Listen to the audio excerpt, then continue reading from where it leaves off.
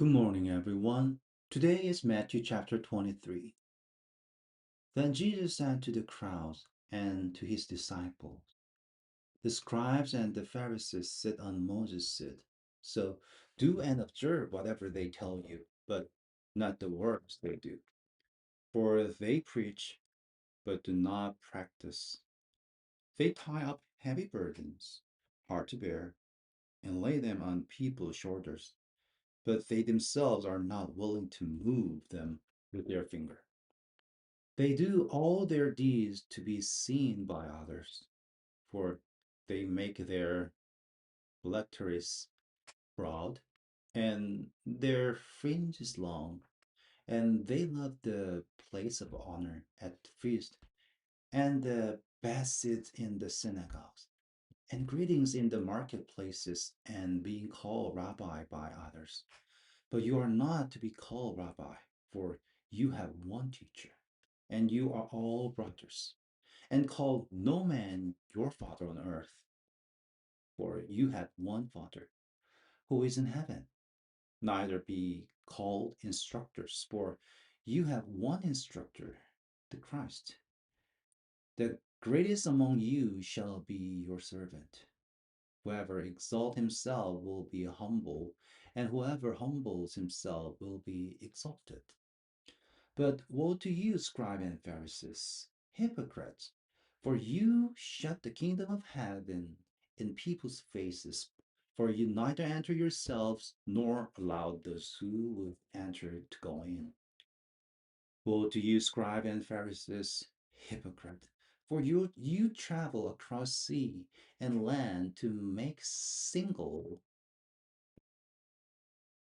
proselyte, and when he becomes a proselyte, you make him twice as much as a child of hell as yourself. Woe to you, blind guides, who says, if anyone swears by the temple, it is nothing, but if anyone swears by the gold of the temple, and he is bound by his oath. You blind fools, for which is greater, the gold or the temple that has made the gold sacred?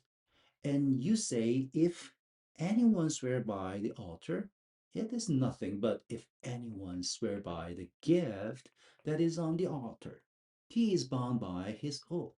So you blind man, for which is greater, the gift or the altar that makes the gift sacred? So whoever swear by the altar swear by it and by everything on it. And whoever swears by the temple swear by it and by him who dwells in it. And whoever swears by heaven swears by the throne of God and by him who sits upon it. Woe to you, scribes and Pharisees, hypocrites! For you tithe mint and dill and cumin, and have neglected the weightier matters of the law, justice, and mercy, and faithfulness. These you ought to have done without neglecting the others. You blind guides, straining out a gnat and swallowing a camel? Woe to you, scribe and Pharisees, hypocrite! For you clean the outside of the cup and the plate, but inside they are full of greed and self-indulgence. You blind Pharisees, first clean the inside of the cup and the plate, that the outside also may be clean. Woe to you, scribe and Pharisees, hypocrite! For you are like whitewashed tomb, which outwardly appear beautiful, but within are full of dead people's bone and all uncleanness. So you also outwardly appear righteous to others, but within you are full of hypocrisy and lawlessness. Woe to you, scribe and Pharisees, hypocrite! For you build the tomb of the prophet and decorate monuments of the righteous, saying, if we had lived in the days of our fathers, we would not have taken part within them in shedding the blood of the prophets. Thus, you witness against yourself that you are sons of those who murdered the prophets. Fill up then the measure of your fathers. You serpent, you brood of vipers, how are you escape being sentenced to hell? Therefore I send you prophets and wise men and scribes, some of whom you will kill and crucify, and some of will flog in your synagogues and persecute from town to town, so that on you may come all the righteous blood shed on earth, from the blood of righteous Abel to the blood of the Zechariah, the son of Barachiah, whom you murdered between the sanctuary and the altar. Truly I say to you, all these things will come upon this generation. Oh, Jerusalem, Jerusalem, the city that kills the prophet and the stone those who are sent to it. How often would I have gathered your children together as a hen gathers her brood under her wings, and you were not willing? See, your house is left to you desolate. For I tell you, you will not see me again until you say, blessed is he who comes in the name of the Lord. So today we read Matthew chapter 23. The core message, Jesus' rebuke of the Pharisees and scribes. But it wasn't just about their action. It was about their collapsed value. That's the point. They were, passionate about holiness, but they lost the essence. Their zeal grew into a weapon, weaponized upon to condemn others, while they forget that God Himself is the heart of faith. Because they prioritize outward performance over inward devotion. So the illusion of progress, in other means, oh, I'm getting better. They claim, oh, if we had lived in our ancestors today, we wouldn't have persecuted the prophets. Means they are better.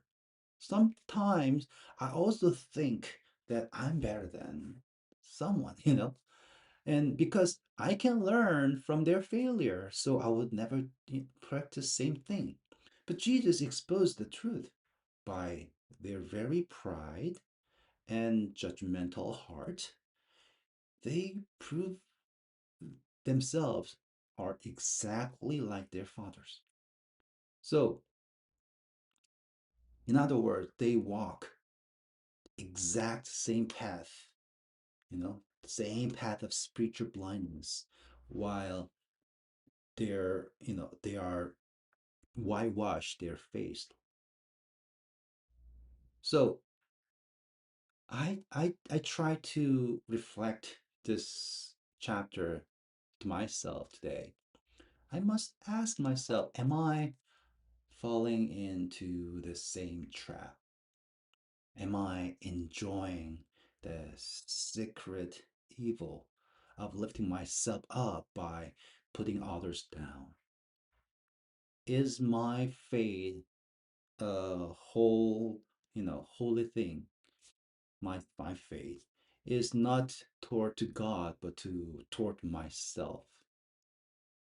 So why am I still struggling myself to be successful in religious performance? So that is my reflection for today.